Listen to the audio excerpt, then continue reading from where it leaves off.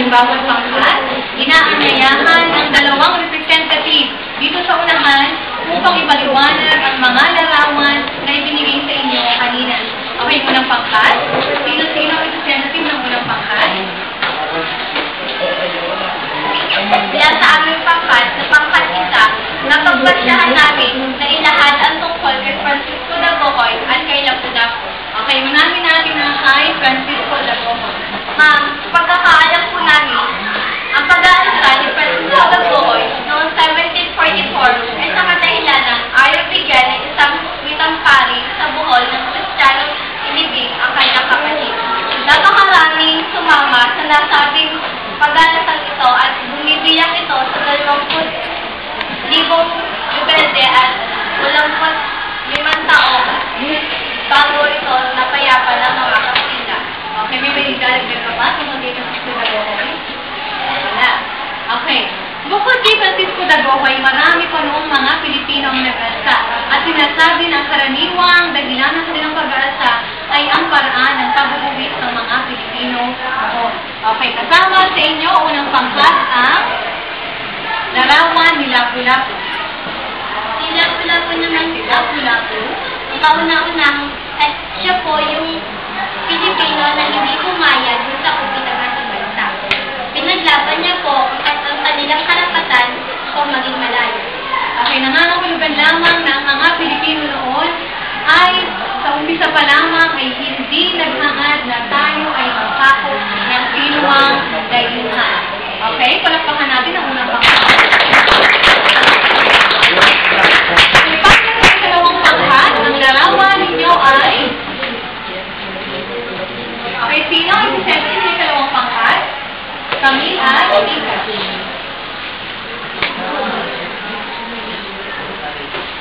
Mula sa kalaman ng aming grupo, si Diego at Gabriel sila. Si Diego silang ay nag-alsa noong 1762 hanggang 1766. Siya ay nag-alsa dahil gusto niyang ipaalis ang tributo at stabilitang pagtatrabaho ng mga iskan. Karugtong pa nito ay ang kanyang pamumuno na hindi naman tungo sa tunay na pagkamit ng kalayaan. Okay, sa kabuuan, nangangahulugan na ang focus lamang nila ay meron silang dahilan kung bakit nag-aalsa. Hindi ganap na kalayan ang hinahangad ng mga ito. Okay, pero sila ay may mga dahilan. Si Gabriela sila ay asawa ni Diego sila na isa sa magigiting na mag-aalsa laban sa mga Espanyol. Pinagpatuloy ni Gabriela sila ang pag-aalsa ng kanyang mayang pagkasama. Okay, ano tayo? Ikalawang larawan. Marcelo H. Del Pilar. Si Marcelo H. Del Pilar ay nakipagtaasan gamit ang pagsulat. Siya ay may mga tagisag panulat tulad ng Plaridel, Pukdo, Piping Dilat at Dolores. Okay, sandali lang. Tuloy muna natin.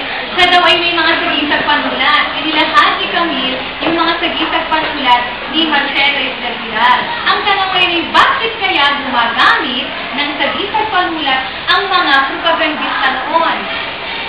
Sa pagkakaalam ko, gumagamit sila ng sagisag panulat para hindi sila makilala ng Kastila. Okay, bakit ayaw nilang makilala ng mga Kastila? Sa kadahilanan?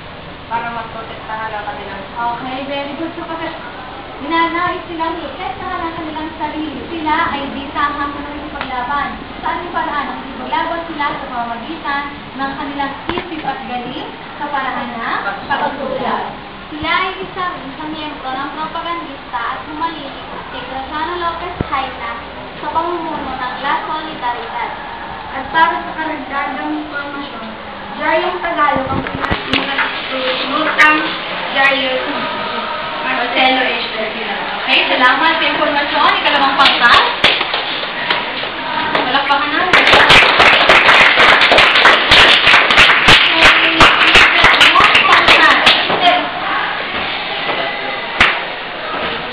Ito naman ang mga propagandista. Okay, sino-sino sila? Okay, ang mga propagandista at ang kanilang mga pinulat.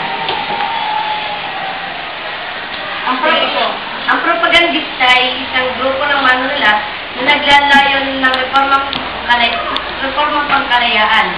Sinagawa nila ito sa pamamagitan ng pagsulat. Ang mga kinatawan ng propagandista ay sina Jose Rizal, Mariano Ponce, Marcelo del Pilar, Graciano Lopez Haina, Antonio Luna at si Jose Maria Pangilinan.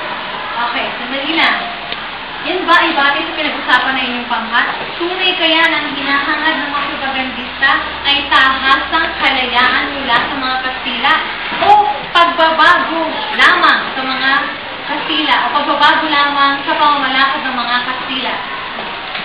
Yung kaya ay tahasang kalayaan o pagbabago lamang o reforma ang hinahangad ng mga propagandista ito? Sapagkat kanina ang sabi mo ay naghahangad ito ng kalayaan. So, bibigyan-bigyan natin iyon na ano nga ba ang tunay na hinahangad ng mga propagandista? Ito ba'y kalayaan o pagbabago o reforma? Dali. Ang layunin lamang po ng propagandista ay ang reforma. Okay, ang pagbabago lamang, hindi ang tunay at ganap na kalayaan mula sa mga Kastila. Okay, may dadagdag pa? Salamat. Sige, bigyan natin ng palakpak.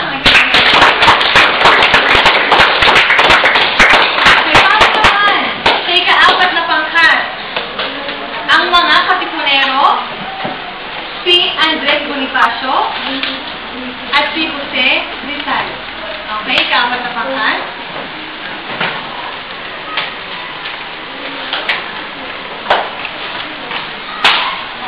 Katipunero. Ang katipunero ang tawag sa mga kasabi ng katipunan.